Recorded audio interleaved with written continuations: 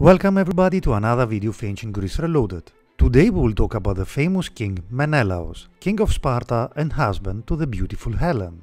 By the way, if you like the video, please hit the like button and subscribe to our channel so as to stay tuned for upcoming videos.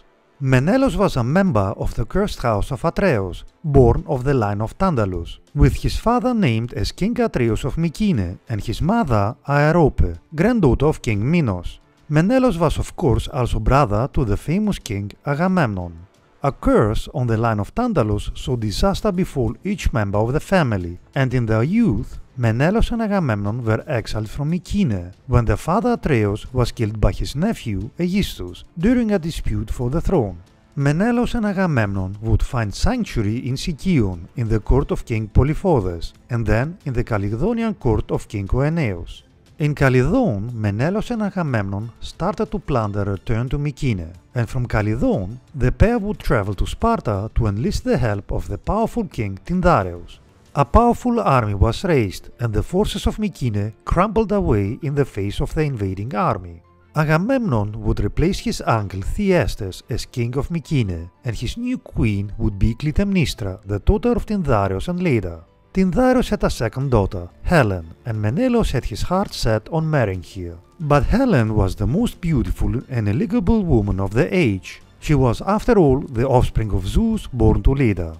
When Helen came of age to marry, news soon spread over the ancient world, and the most famous single men of their age traveled to Sparta to stake their claim. King Tyndareus was now faced with a quandary, for to choose one suitor over another could lead to violence and recriminations. It was then that Odysseus was said to have come up with the idea of the Oath of Tyndareus, where each suitor of Helen would agree to protect and defend the chosen husband of Helen. No suitor would dare break the oath, and so violence then and in the future could be avoided. When all the suitors agreed to be bound by the oath of Tyndareus, the Spartan king then chose Menelaus to be husband of Helen. The disappointed suitors dispersed back to their homelands, and Tyndareus then abdicated the throne of Sparta and left the kingdom to his new son-in-law, for by this time his two sons, Castor and Pollux, had left the earthly realm. Sparta prospered under Menelaus, but there was intrigue afoot in the realm of the gods, and during the judgment of goddesses' beauty by Paris, Aphrodite would bribe the Trojan prince. Aphrodite promised Paris the hand of the most beautiful mortal alive, Helen, ignoring the fact that she was already wed to Menelaus. Eventually, Paris came to Sparta and was welcomed into Menelaus' palace, the Spartan king being unaware of the Trojans' plans. Whilst Menelaus was absent from Sparta, Paris acted, removing Helen, either by force or else Helen went willingly, and a large amount of Spartan treasure. The common story then tells of how Menelaus invoked the oath of Tyndareus to bring forth the former suitors of Helen, in order that Menelaus could retrieve his wife, and so 1,000 ships were launched against Troy. Menelaus would lead 60 ships of Lacedaemonians from Sparta and surrounding cities. For a favorable wind, though, Agamemnon was advised that he would have to sacrifice his daughter Iphigenia, and Menelaus, eager to set sail, cajoled his brother into undertaking the sacrifice, although Iphigenia was probably rescued by the gods before she was killed. Eventually the Achaean forces arrived at Troy, and Menelaus and Odysseus went ahead to claim the restoration of Helen and his property. The refusal of Menelaus' request would lead to a 10-year war. During the war, Menelaus was protected by the goddesses Hera and Athena, and although not amongst the greatest of Greek fighters, Menelaus was said to have killed 7 named Trojan heroes, including Dolops and Podes. Menelaus was also said to have been the brave Greek warrior who retrieved the body of Patroclus when he had fallen during battle. During the war, though, Menelaus is most famous for his combat with Paris, a fight that came late in the war. This fight was arranged in the hope that the war could be brought to an end. Paris was not noted as being the best Trojan defender, and ultimately Menelaus got the upper hand. But just as Menelaus got in the position to achieve a killing blow, the goddess Aphrodite intervened. Paris was Aphrodite's favorite, and first the goddess broke Menelaus' hold upon his opponent, and then shielded him in mist until he was back behind the walls of Troy. The Trojan War would only eventually end when the rouse of the wooden horse was implemented, and Menelaus was named amongst the heroes who entered the belly of the Trojan horse and led the sack of Troy. During the pillage of Troy, Menelaus sought out Helen and located her in the company of Deiphobus, a son of Priam, who had been given Helen as a bride for his role in the defense of Troy. Helen was said to have signaled to Menelaus to tell him where she was to be found.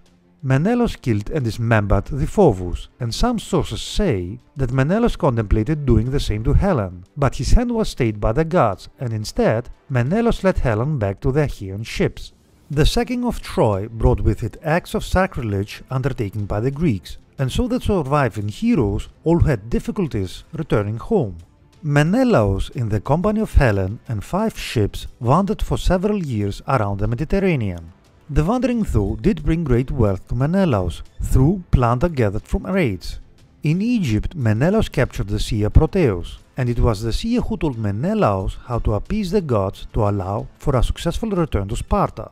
In Sparta, Menelaus and Helen were united with their daughter Hermione, but they were soon separated again, for Menelaus had promised the hand of Hermione to Neoptolemus, the son of Achilles.